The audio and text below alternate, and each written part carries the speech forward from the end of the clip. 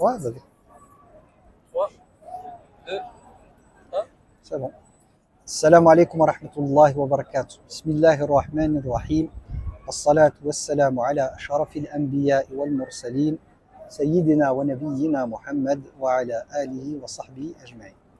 Bienvenue à vous. Donc, dans ce petit rappel, on est le 11 juin 2023. On est à la Mecque, Inch'Allah Ta'ala. On espère par la grâce d'Allah Tabaraka wa Ta'ala pouvoir effectuer notre Hajj. Alors, le but de ce rappel, Inch'Allah Ta'ala, c'est d'éveiller nos cœurs. Ce sera un rappel, Inch'Allah, lié à un discours à cœur ouvert. J'ai envie de vous partager des choses liées à cœur ouvert. Alors moi, c'est la troisième fois que je viens ici. La dernière fois que je suis venu ici, c'était en 2017. J'étais dans un état intérieur psychologique très très difficile. Subhanallah, j'ai des souvenirs ici qui sont intenses. C'est des souvenirs dans lesquels il y a énormément de larmes qui ont coulé. C'était le Umrah, c'était pendant le Ramadan. Le Umrah, en fait, elle est venue sur le chemin, c'était pas préparé. Mais Allah Tabaraka wa Ta'ala, il a fait en sorte que, que la Umrah, elle est venue sur le chemin. Et j'en avais besoin. Parce que, psychologiquement, intérieurement, c'était très, très difficile pour moi. Là, le fait de revenir, subhanallah, mon cerveau, il a associé les odeurs, l'endroit, en fait, à cette paix que j'ai retrouvée ici. Et parmi les choses qui me viennent en tête, j'ai envie de vous partager, c'est que parmi les éléments qui ouvrent la porte à une connexion profonde avec Allah Tabaraka wa Ta'ala, ce sont les émotions. Moi, quand je suis venu ici, les deux émotions qui étaient très présentes, il y avait la tristesse et la peur. Je suis venu avec la peur et la tristesse vraiment intense. Et subhanallah, ces deux émotions-là ont créé un état à l'intérieur de moi de réceptivité, c'est-à-dire de réceptivité par rapport à la parole divine. Comme c'était le Ramadan, il y avait le Tarawih. Chaque verset du Coran, surtout certains versets, me touchait d'une manière particulière. Et je suis arrivé à un constat, après cela, c'est que on a besoin des fois, pour goûter réellement à notre spiritualité et pour ressentir des vibrations intérieures, de passer par des moments difficiles qui vont nous amener intérieurement à être vraiment dans le besoin de l'aide d'Allah Tabaraka wa Ta'ala et du soulagement. Et il y a des versets du Coran en fait qui se révèlent à notre cœur, qui vont commencer à avoir un goût au moment de la douleur en fait, au moment de la difficulté. Pour ceux qui me connaissent, vous savez que souvent je parle d'infusion. On ne peut pas amener du thé, un sachet de thé à s'infuser s'il n'y a pas d'eau chaude, s'il n'y a pas d'eau bouillante. Là c'est pareil, d'un point de vue émotionnel, lorsque le cœur se met à bouillir de l'intérieur, par des émotions comme la peur, la tristesse intense, subhanallah, les versets coraniques, quand ils viennent descendre dans le cœur, réellement ils se révèlent à la personne. C'est même au-delà de la langue arabe, hein. C'est-à-dire que même avec la compréhension en français des versets, ça touche énormément. Donc voilà, le fait de revenir ici, ça fait quoi? Ça fait, en 2017 à maintenant, ça fait 6 ans, je pense, 5-6 ans. Ça me fait quelque chose. Mais ce qu'il y a, c'est que je suis plus dans le même état. C'est-à-dire que je ne suis plus pris par la même douleur intérieure, la même tristesse, la même peur. Donc l'intensité avec laquelle je vis les versets, les prières n'est pas la même qu'avant. Et c'est là où je me dis, subhanallah, c'est incroyable comment des fois la douleur, elle peut rapprocher d'Allah Tabaraka wa Ta'ala. Parce que la douleur, elle nous met dans un état de besoin, en fait. Vraiment, on ressent notre faqr, notre pauvreté, notre indigence vis-à-vis d'Allah Tabaraka wa Ta'ala. Et elle ouvre en fait à l'intérieur de nous, on est disposé, c'est même pas on est disposé, on est à l'image d'une personne dans le désert qui a besoin de l'eau, en fait, de la pluie pour pouvoir s'abreuver, pour pouvoir étancher sa soif, se laver avec, se rafraîchir. C'était pareil en fait. Moi, les versets du Coran, la salat, elle apaisait mon cœur. Et l'exemple que je donne, c'est celui, j'étais à l'image d'un poisson qu'on sortait de l'eau.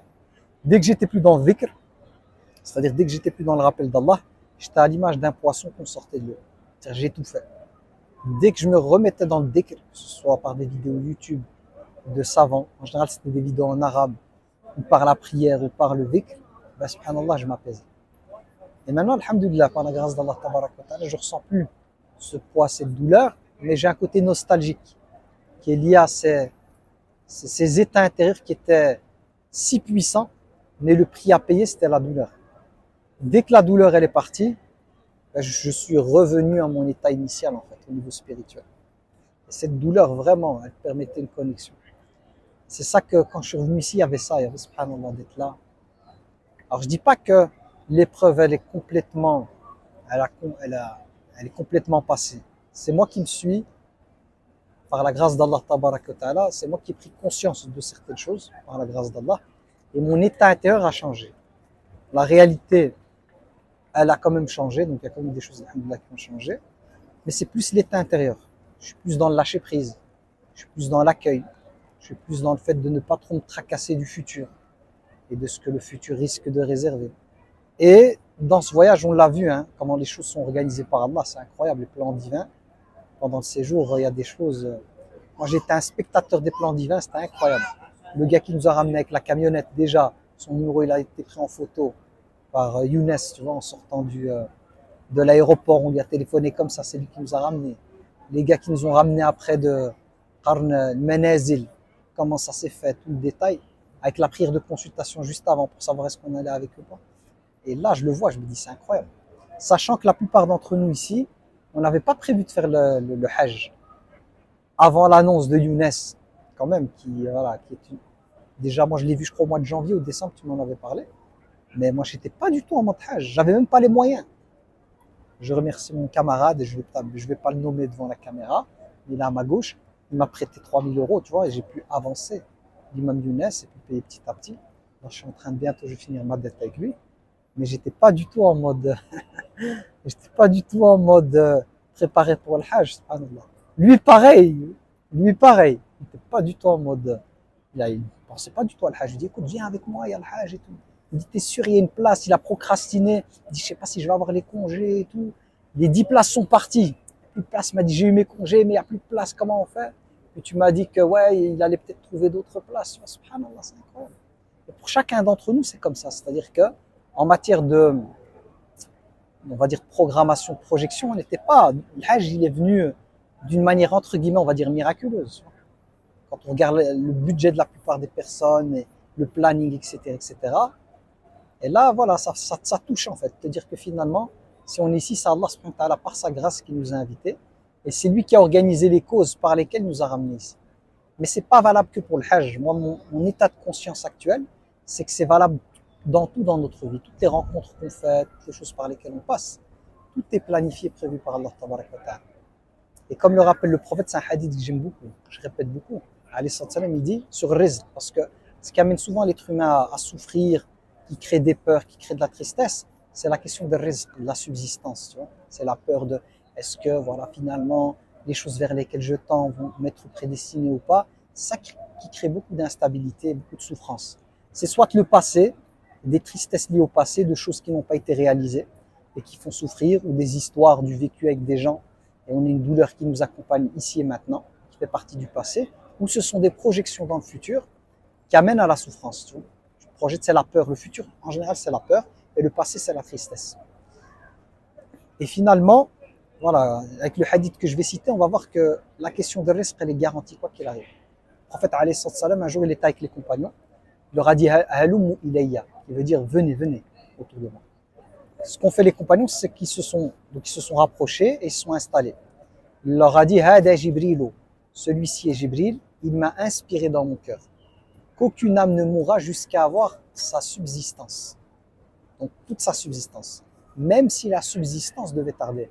En langue arabe, c'est donc c'est Jibril alayhi salam qui lui dit « Annahu la tamutu nafsun hatta tastakmila rizqaha » que personne ne mourra jusqu'à tastakmila en langue arabe, c'est terminé, comme un repas que tu dois terminer.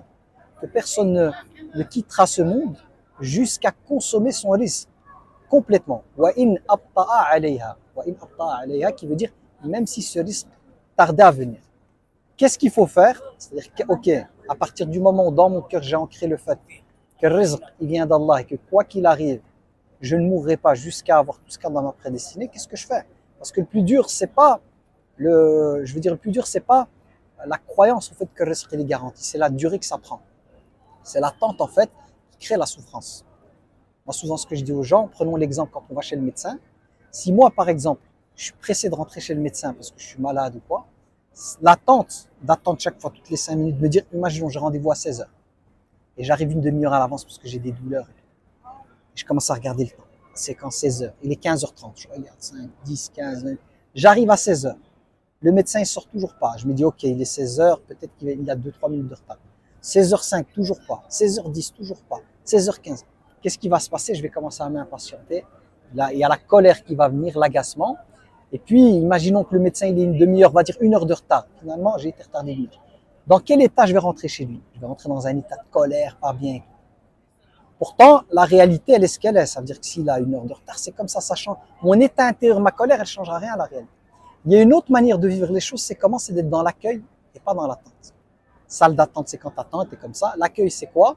C'est t'es occupé, par exemple, sur ton téléphone, tu écoutes un rappel, ou tu lis quelque chose et tu es tellement pris par la chose dans laquelle tu es, tu fais plus attention au temps. L'heure là, durant laquelle l'autre était occupé à attendre, toi, tu es tellement connecté à ce que tu fais, tellement pris, que finalement, on t'appelle d'un coup et tu n'as même pas conscience que tu as attendu 1 heure. Et quand il arrive avec un sourire, tu arrives, même peut-être tu dis, alhamdoulilah, je viens de terminer mon livre, ou j'ai terminé la vidéo, il est arrivé au bon moment. Et tu rentres et tu fais ton truc. Ben, c'est pareil pour le risque. Le risque, s'il est déterminé par Allah, on a une certitude que la chose, elle va venir. Sauf qu'Allah tabaraka wa ta'ala détermine chaque chose en son temps. Et le temps, il est lié à sa sagesse. Il ne donne jamais une chose trop tôt ni trop tard. Comme un fruit cueilli trop tôt, son enveloppe en général, si on prend une pomme, elle est dure et le goût, il est amer, parce qu'on est trop pressé. Et si le fruit reste trop longtemps, vous savez très bien que ce qui se passe avec un fruit, ça commence à pourrir. C'est comme ça dans la vie. Les choses, elles viennent, elles sont structurées à la perfection par Allah. Qu'est-ce que je fais? Maintenant que j'ai compris que mon risque, il n'y a personne qui peut me prendre, que je dois être dans le lâcher prise, et que même s'il venait à tarder, je l'aurais, le prophète dit « Fattaqullah » craignez Allah, ça veut dire ne sors pas de la route. Ne va pas chercher ton risque dans le haram. Taqwallah, c'est de rester sur le droit chemin en fait, d'obéir à Allah et de rester sur la voie droite. Parce qu'Allah dans le Coran il dit وَمَنْ يَتَّقِ اللَّهَ يَجْعَلْ لَهُ مَخْرَجًا. Toute personne qui a cette crainte d'Allah, qui le pousse à obéir à Allah et éviter le haram, Allah te garantit d'avoir une sortie. Le makhraj, c'est une sortie, comme une aide en fait, une sortie de secours. Makhraj. Il rajoute وَيَرْزُقْهُ مِنْ حَيْثُ لَا يَحْتَسِبُ. Et Allah s'engage à accorder à la personne une subsistance de là où la personne ne s'attendait pas. وَمَنْ يَتَوَكَّلْ عَلَى اللَّهِ فَهُوَ حَسْبُهُ. Toute personne qui place sa confiance en Allah, Allah lui suffit. Inna Allah balighu amrihi. Allah fera ce qu'il dit, mais pour chaque chose, Allah a un plan. Donc revenons. Le prophète nous dit Fattaqullah, craignez Allah, wa ajmilu fi talab, qui veut dire et demandez de votre subsistance de la belle manière. Ajmilu fi talab, c'est la demande. C'est quoi la ajmilu fi talab? C'est de demander la chose sans être dans. Tu vois, les gens, des fois, ils demandent des trucs, ils boudent, ils sont grincheux. Hein, comme l'enfant roi, tu vois, il rentre dans le magasin, j'ai mon jouet, il commence à pleurer, crier, faire un scandale. Ça, c'est pas beau, c'est moche à voir. Donc, ajmilu fi talab, c'est de demander ton risque de la bonne manière. Comme moi, je demanderai à quelqu'un quelque chose de la bonne manière. Avec ce qui est aux musulmans comme éthique, comme comportement. Puis il rajoute Wala yahmilannakum istibta'u rizqi an ta'khuduhu bi ma'siyatillah. Ce qui veut dire que le retardement du risque, de la subsistance, ne vous pousse pas à l'avoir dans la désobéissance à Allah. C'est-à-dire que la personne, par exemple, dans la cité, souvent, à l'époque où je travaillais avec les jeunes, je leur disais, par exemple, il y avait des jeunes qui disaient, ouais, moi j'ai fait que postuler à droite, à gauche, je trouve pas de travail et tout. La seule solution qui me reste, c'est quoi? C'est d'aller dans le haram, gagner dans le deal ou autre chose. Le prophète, qu'est-ce qu'il nous dit? Il nous dit que le retardement du risque ne vous pousse pas à l'avoir dans la désobéissance. Parce que tu seras poussé par le diable à vouloir obtenir la chose dans le haram. J'ai pris l'exemple ici des biens matériels, mais ça peut être. Le risque, c'est large. Hein. Des enfants, c'est le risque. Un mariage, c'est le risque. Les biens matériels, c'est le risque. De la connaissance, c'est le risque. Donc le prophète, nous met en garde parce que la nature humaine, elle est ce qu'elle est. Quand t'attends et tu vois que ça va toujours pas, qu'est-ce qui va se passer? C'est que le diable va ouvrir une porte par laquelle il va dire le seul moyen d'avoir ce que tu veux, c'est par des chemins détournés. Je l'ai même déjà eu par rapport aux personnes que j'accompagne, par exemple sur le mariage, qui vont rentrer dans des voies qui ne sont pas licites. C'est-à-dire, si je fais pas ça, je vais jamais me marier. Non. Le prophète il nous explique, il dit que le retardement du risque ne vous pousse pas à l'avoir dans la désobéissance. Pourquoi? Il dit فَإِنَّ اللَّهَ لَا يُنَالُ مَا عِنْدَهُ إِلَّا بِطَاعَتِهِ أو كما قال. Ce qui veut dire ce qui est auprès d'Allah ne peut s'obtenir que par son obéissance. Comme à partir du moment où tu as la conviction que le rizq est entre les mains d'Allah, c'est entre les mains d'Allah. Comment peux-tu penser que tu peux obtenir ce rizq en prenant un chemin qu'Allah n'agrée pas? Si le rizq, tu as vraiment cette conviction, c'est la réalité que le rizq est entre les mains d'Allah, le seul moyen de l'avoir et d'avoir la bénédiction, c'est en prenant la voie d'Allah. Parce que si tu essaies de l'avoir par une autre voie que celle d'Allah, tu n'auras jamais la baraka. C'est lui qui détient le rizq. Et ça, pour moi, j'ai déjà parlé de ça plusieurs fois, mais ici, comme on est dans un lieu particulier, je fais un rappel avec, on va dire, un thème qui, pour moi, est le nœud de la souffrance de beaucoup de personnes. La plupart des gens qui souffrent et pour lesquels ça ne va pas, c'est lié à rizq. En général, quand les gens prennent rendez-vous, par rapport à des consultations, c'est soit des problèmes de couple, c'est soit lié au célibat et la souffrance du célibat, c'est lié au divorce, c'est lié à la difficulté du travail, c'est lié des fois à des personnes attachées à d'autres, éprises d'amour par rapport à quelqu'un, et finalement ça ne se fait pas, et il faut pouvoir les accompagner, elles veulent comprendre le destin.